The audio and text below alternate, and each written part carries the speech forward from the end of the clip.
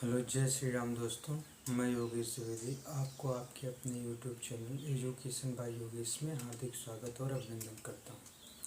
तो दोस्तों, आज चौथा लेक्चर है हमारा। तो उसी क्रम में आगे बढ़ते हैं। जैसे कि संख्या पद्धति को हम पढ़ा रहे हैं, तो हम कल जिस प्रश्न पर पहुंचे थे उसी के आगे बढ़ते हैं उसी क्रम में।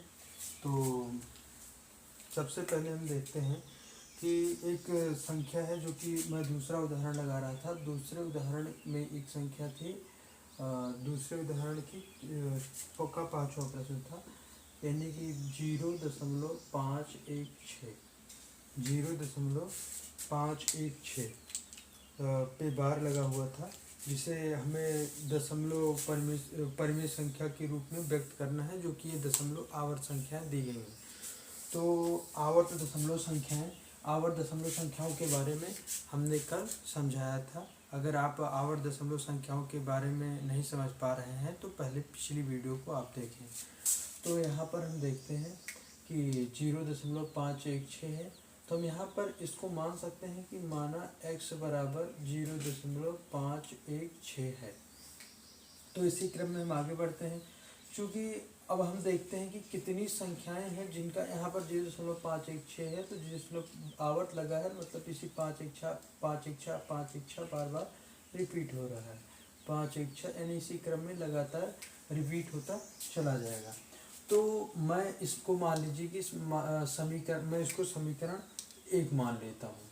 और इसी क्रम में अब 3 संख्याएं हैं जिनका बार बार रिपीटेशन हो रहा है, मतलब कि पुनरावृत्ति जिसे कहते हैं। 5 अगर 3 संख्याओं की पुनरावृत्ति हो रही है, तो हम दोनों पक्षों में एक ऐसी संख्या से गुणा करेंगे जिसमें एक के पीछे 3 जीरो हो। मतलब हम एक जितनी संख्याओं की पुनरावृत्ति हो रही होगी, मैं पहले एक लिख के उतने जीरो लगा दूंगा। जो संख्या बनेगी मैं उसी से दोनों पक्षों में गुणा करूंगा। तो यहाँ पर मैं आगे बढ़ता हूँ कि दोनों पक्षों में, यानी 1000 से इधर भी गुणा, x में भी 1000 से इधर भी 1000 का x से गुणा किया जाएगा तो 1000x हो जाएगा, बराबर। इसी तरह जब इसमें 1000 से गुणा किया जाएगा तो जितने शून्य होंगे एक के पीछे दशमलव, उतने अंक दाहिनी ओर हो जाएगा। जैसे दशमलव के एक के पीछे 3 शून्य है तो दशमलव 1 अंक, 2 अंक, 3 अंक, यानी कि यहाँ पर आ जाएगा। और यहाँ पर मैं लिखूंगा 516.516 ये मैं समीकरण 2 मान लेता हूँ। और उसके बाद मैं समीकरण 2 से समीकरण 1 को घटाऊंगा। यहाँ पर लिख देते हैं समीकरण 2 से समीकरण 1 घटाने पर। तो इसमें हम क्या करेंगे, लिख देते हैं 1000 x बराबर 516 और x बराबर 0.516 अब यहाँ पर 1000 में से x घटेगा, तो यहाँ पर हमारा आएगा 999x बराबर यहाँ पर 516 दशमलव, पूरा घट के आपस में जीरो हो जाएगा क्योंकि सेम संख्या है। और x बराबर मैं लिख सकता हूँ 516 बटे 999, नीचे चला जाएगा। अब यहाँ पर x बराबर 516 बटे 999 है, तो इस बात को सूचित करता है, चूँकि हमें x बराबर ही, जैसे कि x बराबर इतना है तो यह भी तो x के बराबर ही है। जैसे कि मैं इसको मिटा देता हूँ पहले।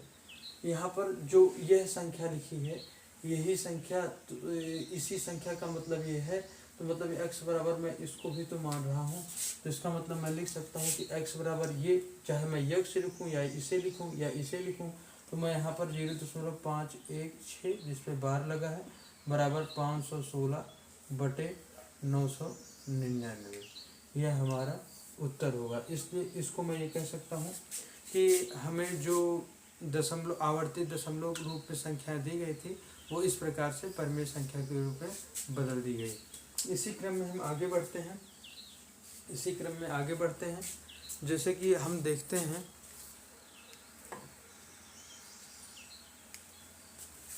मिटा देते हैं।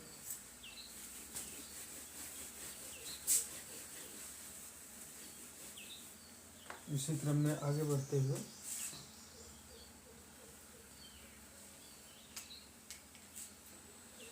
अगली संख्या है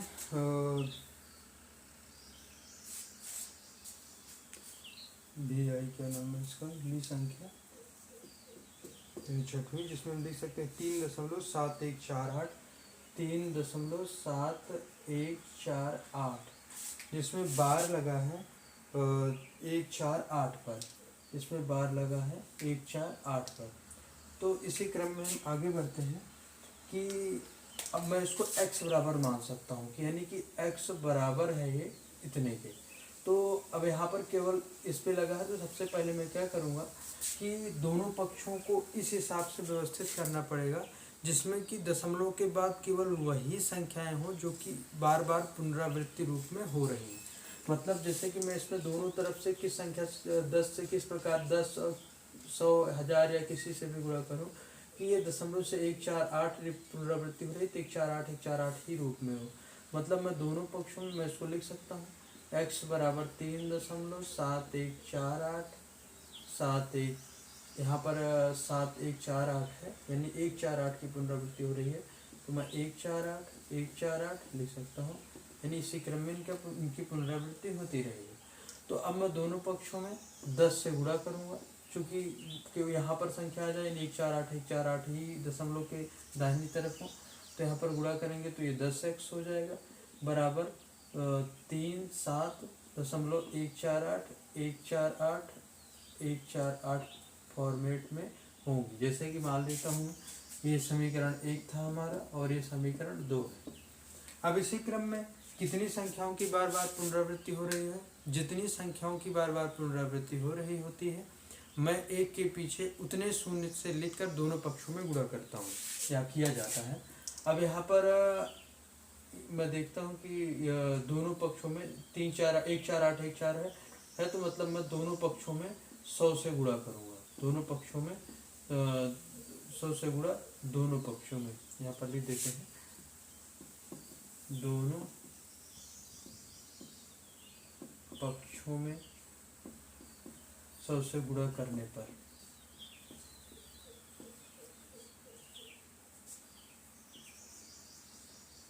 दोनों पक्षों में 100 से गुणा करने पर 100 कह रहे हैं, मैंने 100 बोल दे, एक के पीछे तीन संख्याओं का रिपीटेशन है तो 1000 से गुणा करना होगा ना कि 100 से। तो दोनों पक्षों में जब 10 में 1000 से दोनों 3 संख्याएं हैं तो यहाँ पर 10,000 हो जाएगा, 1 2 3 4 10 जीरो हो जाएगा, और चूंकि 3 जीरो है तो यानी दशमलव के 3 अंक दाहिनी ओर चला जाएगा, यानी 3 7 1 4 8 दशमलव 1 4 8 1 4 8 1 4 8 ऐसा क्रम चलता हुआ चला जाएगा, जिसको मैं ये समीकरण 3 मानूंगा। और उसके बाद में समीकरण 3 से समीकरण 2 को घटाऊंगा जिससे कि x परिमेय संख्या के रूप में मैं निकाल सकूं। तो यहाँ पर हम देखते हैं समीकरण 3 से समीकरण 2 घटाने पर यहाँ पर इसका 10x में 1000 से गुणा हुआ था तो 10,000x हो गया था। यहाँ पर अब समय 10,000 x बराबर 3 7 1 4 8 दशमलव 1 4 8 1 4 8 1 4 8 इसी क्रम में चलता चला जाएगा। और ये 10x था तो 10 यहाँ पर हम घटा देते हैं 10x बराबर यहाँ पर संख्या थी 37.148 148 148। अब इसी क्रम में चूंकि 10,000 है तो मैं इसको लिख सकता हूँ 9,990 और x बराबर, जब इसको हम घटाते हैं तो ये जीरो 7 में से 8 में से 7 गया 1 4 में से 3 गया 1 फिर 1 7 3, यानी कि x बराबर 3 7 37,111 बटे 9,990। इस क्रम में मैं कह सकता हूँ कि x बराबर इतना है, तो चूंकि x का मान ही है 3.714 48, क्योंकि बार रूप में। तो मैं इसको जब भिन्न में रूप में लिखूंगा परिमेय संख्या के रूप में, तो 37,111 बटे 9,990, इस रूप में मैं इसे लिख सकता हूँ। तो इस क्रम में हम देखते हैं कि जो संख्याएं कुछ संख्याओं का हमने इस प्रकार से, जो कि चौथा था जिसका कि कंप्लीट हुआ, ये छठवां था मेरे ख्याल से, जिसमें कि हमारा क्या प्राप्त हुआ 37,111 बटे 9,990। इसी क्रम में आगे बढ़ते हैं, जो कि अगला उदाहरण है।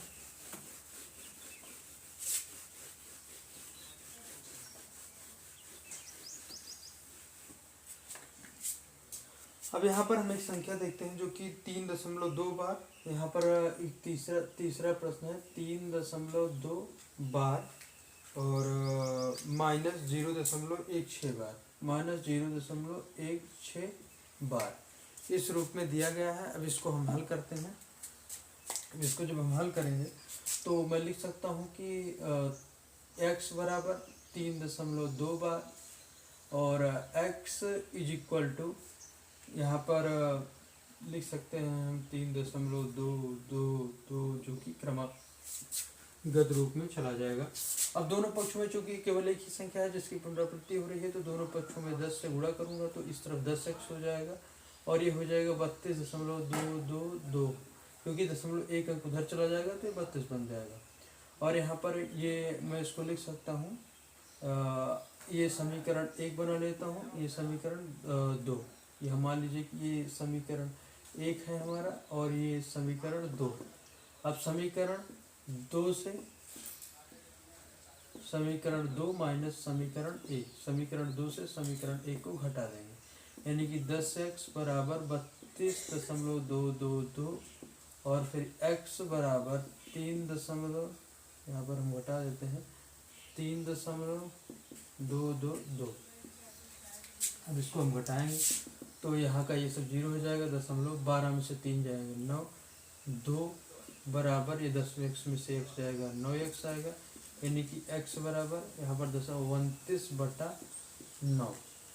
तो हम यहाँ पर कह सकते हैं क्योंकि x बराबर 29/9 है, जो कि सूचित करता है x का ही मान था 3.2 बार, 3.2 बार को मैं 29/9 लिख सकता हूँ, जो कि भिन्न रूप में होगा। उसी प्रकार 0.16 को हल करूँगा तो 0.16 जिसपे बार लगा है इसको मान लीजिए मैं y मान लेता हूँ, तो यहाँ पर y बराबर 0.161616 यही क्रम चलता चला जाएगा। क्योंकि दो संख्याओं का रिपीटेशन हो रहा है तो मतलब मैं दोनों पक्षों में 100 से गुणा करूँगा, 100 से गुणा करूँगा दोनों पक्षों में। यहाँ पर हम लिख देते हैं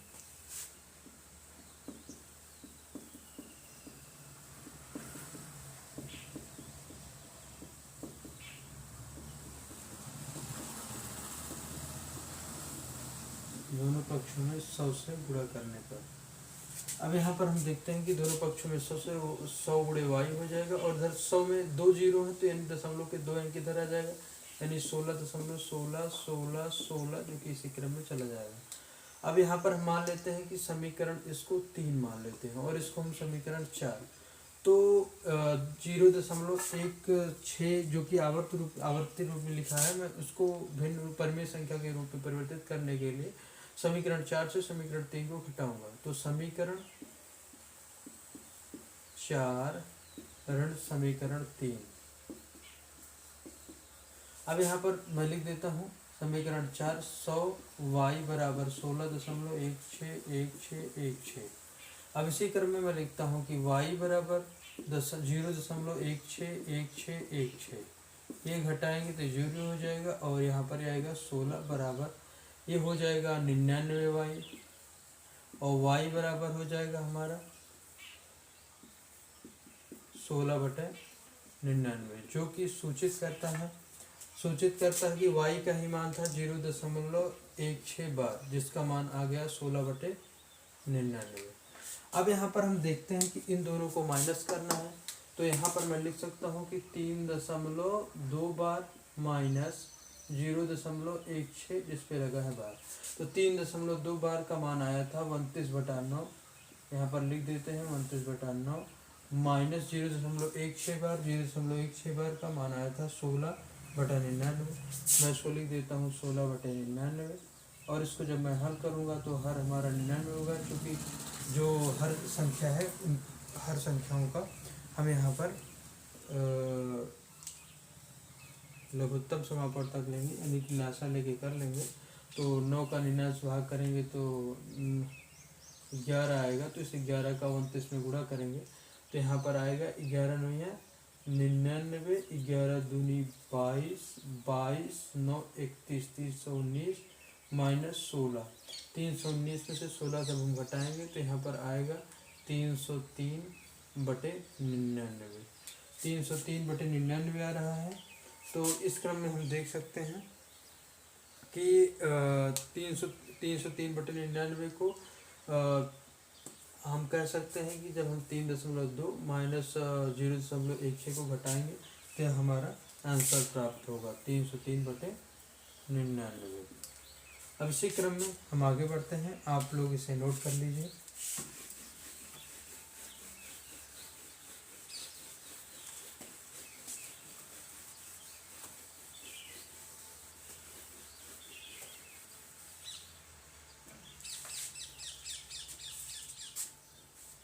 जैसे कि मान लीजिए कोई परिमेय संख्या दी गई होती है, और जो परिमेय संख्या दी गई होती है उस परिमेय संख्या का हर जितना होता है उससे कभी भी जो आवर्त दशमलव होता है नहीं होता। जैसे कि मान लीजिए कि 22/7 को दशमलव प्रसार के आवर्त समूह के रूप में मैं इसे बदलूं, यानी कि 22/7 को आवर्त प्रसार, यहाँ पर जो आवर्त समूह के रूप में जब मैं प्रदर्शित करूंगा तो अधिकतम कितने संख्याएं हो सकती हैं। तो उसी प्रकार कोई भी जब परिमेय संख्या होगी उस परिमेय संख्या का हर जो होगा, यानी उस हर की संख्या जितनी होगी, जैसे मान लीजिए हर की संख्या 7 है, तो यहाँ पर जो आवर्त बनेगा, यानी कि दशमलव के बाद कुछ संख्याएं होती हैं जो कि बार बार रिपीट होती हैं। उन संख्याओं की संख्या जैसे कुछ भी हो सकती है। मान लो कि मैं कह दूं कि 0.16 बार लगा है, तो इसका मतलब दशमलव के बाद 0.161616 बार बार रिपीट हो रहा है। तो जैसे यहाँ पर कितनी संख्याओं का रिपीटेशन हो रहा है, दो। उसी तरह जब 22/7 किया जाएगा तो जो हर वाली संख्या होगी उस संख्या से कम ही संख्याएं होंगी जिनका रिपीटेशन होगा, यानी कि 22/7 को जब मैं आवर्त दशमलव के रूप में बदलूंगा तो जो जिन संख्याओं का बार बार रिपीटेशन होगा उन संख्याओं की टोटल संख्या मिला ली जाएगी, तो ये संख्याएं 7 से कम ही होंगी। जैसे कि यहाँ पर हम 22/7 को लेते हैं, यहाँ पर हम 22/7 को लिखते हैं कि 22 भागे, यहाँ पर हम लिख देते हैं कि 22/7। अब इसको हल करते हैं कि 7 तिरिक, यहाँ पर शायद ऊपर दिख रहा हो, 7 तिरिक 21 कर दिया मैंने। 7 थोड़ा और नीचे लिख लेता हूँ ताकि दिक्कत न हो। 21/7 22, चूँकि यहाँ पर 22/7, तो 7 तिरिक 21, 21 एक आया, 0 दशमलव किया, 0 बढ़ाया, 7 1 7, 3 आया, फिर 0 बढ़ाया, 7 चौक 28, घटाया, 2 आया, फिर 0 बढ़ाया, यहाँ पर 7 दूनी 14, 6 आया, 7 8 56, 4 आया, 0, 7 5 35, यहाँ पर 5 आया, 0 आया, 7 7 49, यहाँ पर हम लिख सकते हैं 7 7 49, 1 आएगा, 0 आएगा, फिर अगली संख्या 0 आएगी, फिर 7 1 7 3, 7 चौक 28, 2 0, यहाँ पर अगली संख्या 0, फिर 7 दूनी 14, 6 0, 7 8 56, 4, 7 5 35 5 0 7 सता 1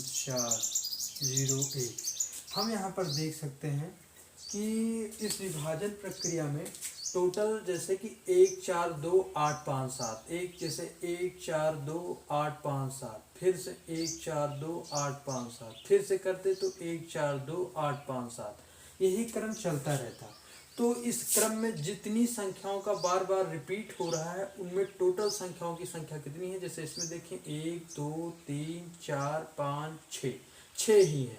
मतलब जैसे 22/7 है तो ये जो 7 है 7 है 7 से जितनी संख्याएं बार बार रिपीट हो रही हैं उनकी संख्याएं कम ही होंगी। जैसे यहाँ 7 है तो इनकी टोटल संख्याएं जो कि बार बार रिपीट हो रही हैं उनकी संख्याएं 6 ही हैं। तो अगर हम यहाँ पर देखें कि अब इसकी लंबाई कितनी है तो इसकी लंबाई देखेंगे तो यहाँ पर जैसे मान लीजिए कि ये 10 है, जैसे 10 से इस यहाँ से देखें तो ये यहाँ तक इसकी लंबाई आएगी। और जिसको मान लीजिए कि मैं यहाँ ए मान लेता हूँ तो ये बी है। अब इसी क्रम में देखा जाए तो अगला स्टेप जो होगा ये यहाँ से इसकी लंबाई देखी जाए तो ये यहाँ तक जाएगा। जैसे यहाँ पर ये बी हो गई थी तो ये सी हो जाएगा। इस प्रकार हम देख सकते हैं कि यहाँ आवर्त की लंबाई टोटल आवर्त की लंबाई 6 मानी जाएगी, क्योंकि यहाँ पर 1 2 3 4 5 6 1 2 3 4 5 मतलब कि टोटल एक संख्या दूसरी संख्या तीसरी संख्या चौथी पांचवी छठवीं फिर यही 6 संख्याओं का फिर से रिपीटिशन हो गया। जैसे कि 1 4 2 8 5 7 1 4 2 8 5 7 1 4 2 8 5 7 इसी क्रम में इनकी रिपीटेशंस होती रहेंगी। तो इसी क्रम में हम आगे बढ़ते हैं। जैसे कि मान लीजिए प्रश्न में कहा गया है कि जो ये आवर्त दशमलव आएगा इसकी लंबाई ज्ञात कीजिए, तो आवर्त दशमलव की हमने लंबाई ज्ञात कर ली। लेकिन अगर इसमें ये भी बोल रहा है कि ये जो संख्या है इसको मैं दशमलव के 4 अंकों तक लिखूं, तो जब मैं इसे दशमलव के 4 अंकों तक लिखूंगा तो यहाँ पर हो जाएगा 3.142। चूंकि 8 के बाद 5 7 1 4 2 इस तरह दशमलव का अंक बढ़ता चला जा रहा है, तो मैं लगभग में 1 4 2 के बाद 9 मान लूंगा, यानी कि 3.1429 यानी लगभग में 22/7 का यह मान लिया जाएगा। यानी 22/7 को मैं 4 दशमलव के 4 अंकों तक लिखूंगा तो मैं लिख दूंगा कि 3.1429। इसी क्रम में हम आगे बढ़ते हैं। अब प्रश्नावली 1B की शुरुआत होती है।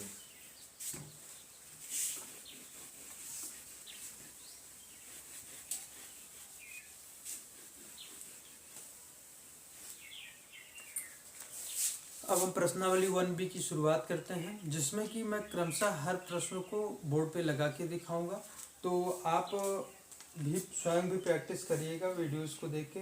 जैसे कि यहाँ पर ये संख्याएं हैं, पहली का पहला, तो यहाँ पर जो दी गई हैं परिमेय संख्याएं, तो इनका जब हम दशमलव निरूपण करेंगे तो भाग करके बहुत विस्तृत रूप से जाएगा। लेकिन जो कल मैंने विधि बताई थी, अगर कोई भी परिमेय संख्या हो और उसके हर को अगर हम 2 की पावर m और गुणे में 5 की पावर n के प्रारूप में निरूपित कर सकते हैं, तो वह संख्या शांत परिमेय संख्या के रूप में प्रदर्शित की जा सकती है। अगर उस रूप में हम जहाँ पर m और n पूर्ण संख्याएं होंगी, अगर हम उस रूप में परिवर्तित नहीं कर सकते हैं तो वह अशांत परिमेय संख्याएं हो सकती हैं।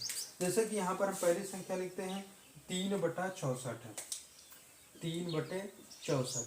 तो यहाँ पर हम जैसे 64 है, 64 को देखिए पहले गुणनखंड कर लेंगे, 64 का गुणनखंड करेंगे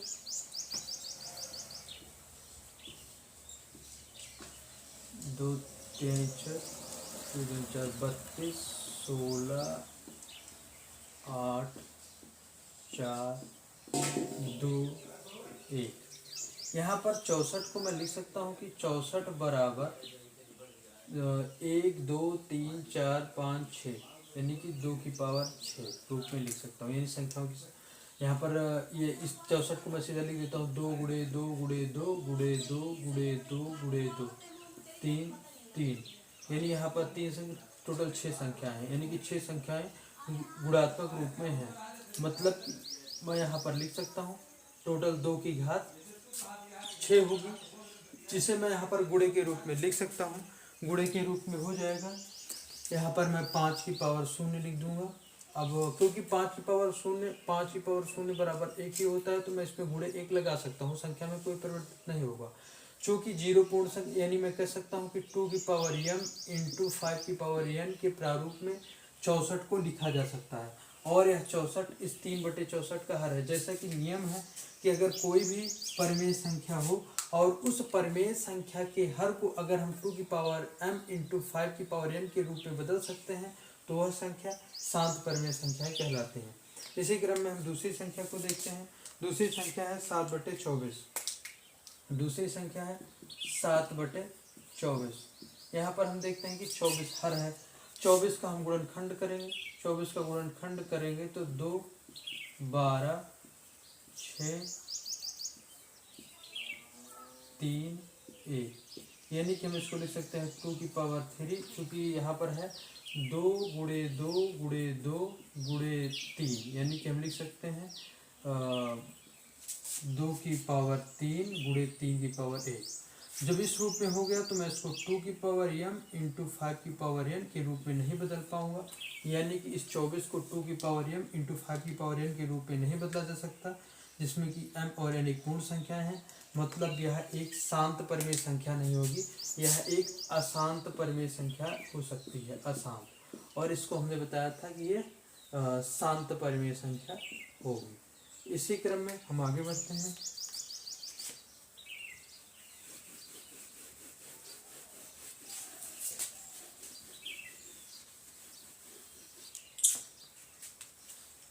इसी क्रम में हम आगे बढ़ते हैं। जैसे कि अगली संख्या है 17/400। ये तीसरी संख्या है 17/400। तो हम 400 को ले लेते हैं, यानी हर को देखते हैं कि 2 की पावर m इंटू 5 की पावर n के रूप में बदल सकते हैं कि नहीं।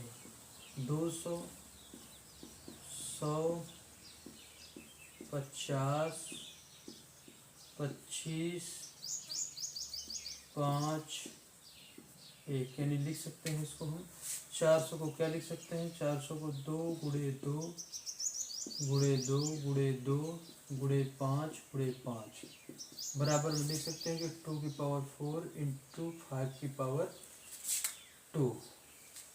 यहाँ पर 2 1 2 4 बार, यानी कि मैं इसको 2 की पावर m इंटू 5 की पावर n के रूप में बदल पा रहा हूँ, जहाँ पर कि m और n दोनों एक पूर्ण संख्या भी है। तो हम इसको कह सकते हैं कि चूँकि इसे 2 की पावर m, इस परिमेय संख्या जो कि 400 है, इसे 2 की पावर m इंटू 5 की पावर n के रूप में लिख पा रहे हैं, इसलिए यह एक शांत परिमेय संख्या होगी, हो सकती है। इसलिए यह एक शांत परिमेय संख्या हो सकती है, शांत परिमेय संख्या हो सकती है। इसी क्रम में हम आगे बढ़ते हैं।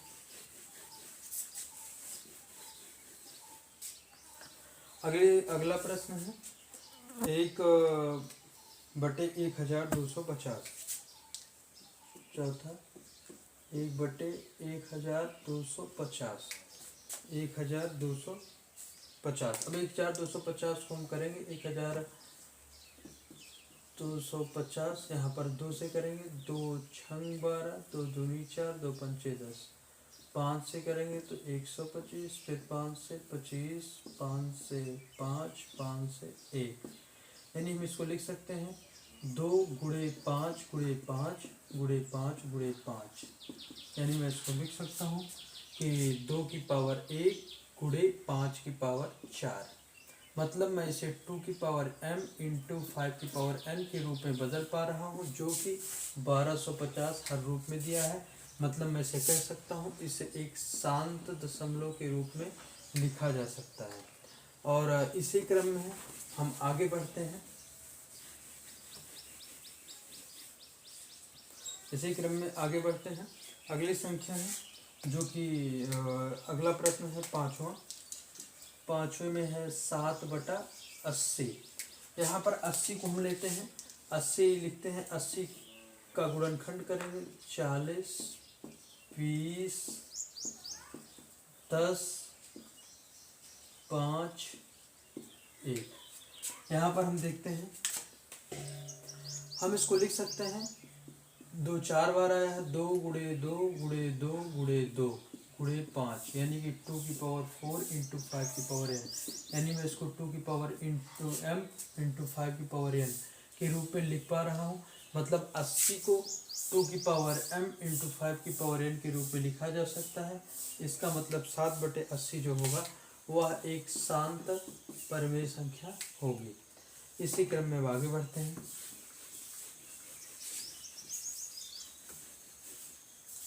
इसी क्रम में आगे बढ़ते हैं तो अगला प्रश्न लेते हैं, जो कि पहले का छठवां प्रश्न है। और अब यहाँ पर ये प्रश्न है 21/500।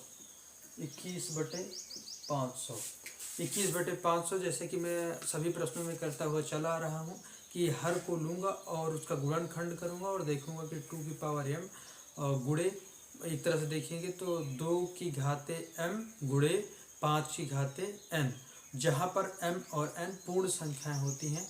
अगर इस प्रारूप में इसे हम निरूपित कर सकते हैं तो यह शांत परिमेय संख्या हो सकती है, अन्यथा अशांत होगी। यहाँ पर मैं 500 का गुणनखंड करता हूँ।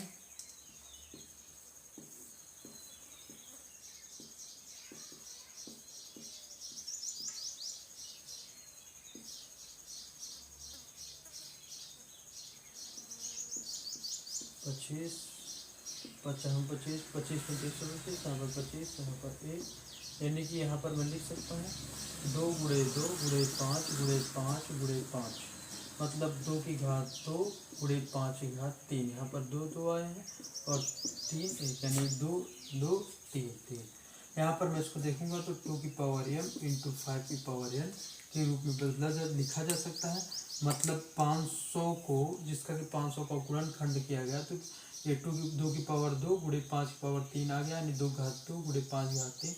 मतलब हम इस 500 को इस प्रारूप में निरूपित कर सकते हैं। मतलब यह एक शांत परिमेय संख्या होगी। अब इसी क्रम में हम आगे बढ़ते हैं।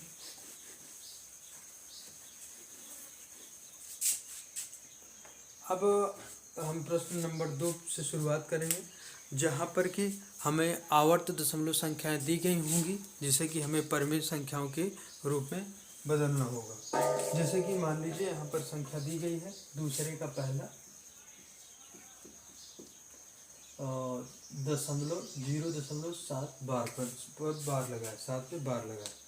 यहाँ पर हम देखते हैं, हम लिखते हैं कि x बराबर 0.7 बार। यहाँ पर हम लिख सकते हैं कि x बराबर 0.7777। इसको हम समीकरण 1 मान लेते हैं। चूंकि एक संख्या है जिनका रिपीटेशन हो रहा है तो हम एक पीछे एक यानी 10 से दोनों पक्षों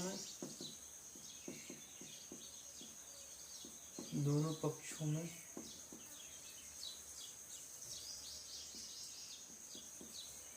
10 से गुणा करने पर 10 से गुणा करने पर यहाँ पर 10 x में भी 10 से गुणा करेंगे और इसमें भी, यानी हम यहाँ पर देखते हैं, यहाँ पर इसको इस तरह से कर देते हैं। तो दोनों पक्षों में 10 से गुणा करेंगे तो 10 का x में गुणा होगा तो 10x बराबर, और इधर 10 होगा तो एक अंक दशमलव उधर चला जाएगा, 777 इसी क्रम में। अब ये समीकरण 2 हो गया, ये समीकरण 1 था। अब हम कह सकते हैं कि समीकरण 2 से समीकरण 1 घटाने पर, अब यहाँ पर समीकरण 2 से समीकरण 1 घटाने के लिए हम सबसे पहले लिखेंगे 10x बराबर 7.777 और x बराबर 0.777 घटाएंगे तो 9x बराबर 7 आएगा, 0, यानी x बराबर 7/9। चूँकि x का मान ही था 0.7 बार तो हम लिखते हैं 0.7 बार बराबर 7/9, यानी कि यही हमारा उत्तर होगा, आंसर होगा। इसी क्रम में हम आगे बढ़ते हैं।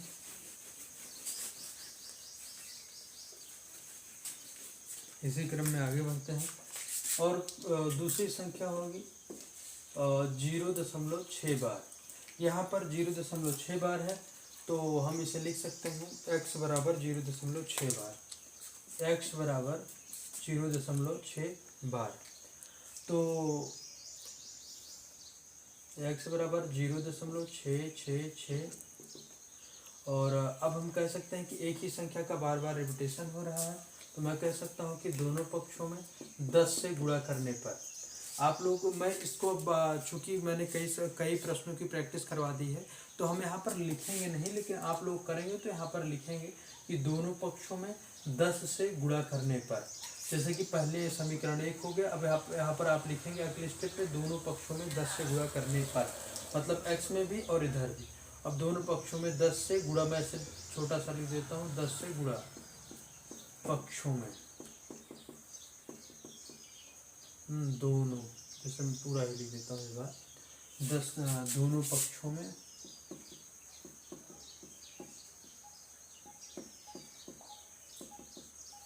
में 10 से गुणा करने पर। अब यहाँ पर 10 से गुणा करेंगे तो 10x बराबर 6.666। अब यहाँ पर ये समीकरण 2 हो गया। अब समीकरण 2 से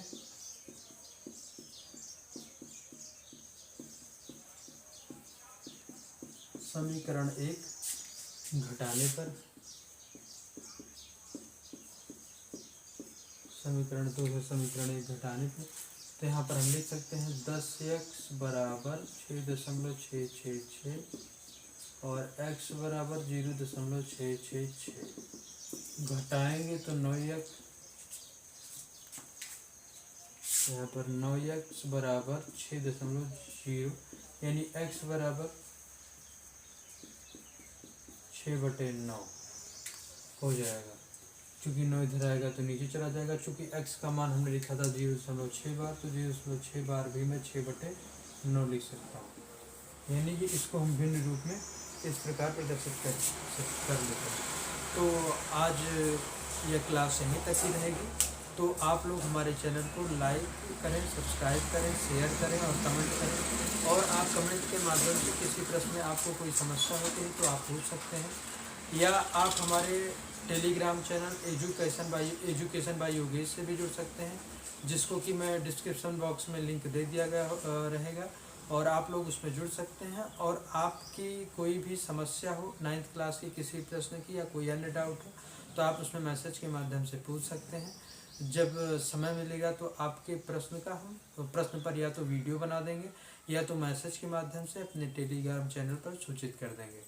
तो आप लोग इसी प्रकार जुड़े रहिए। और मुझे लगता है कि 5 से 6 महीने में मैं 9th की गणित के कोर्स को कंप्लीट कर दूंगा, और जिससे आप लोगों को पढ़ाई में बहुत ही सहायता मिलेगी। जय श्री राम दोस्तों।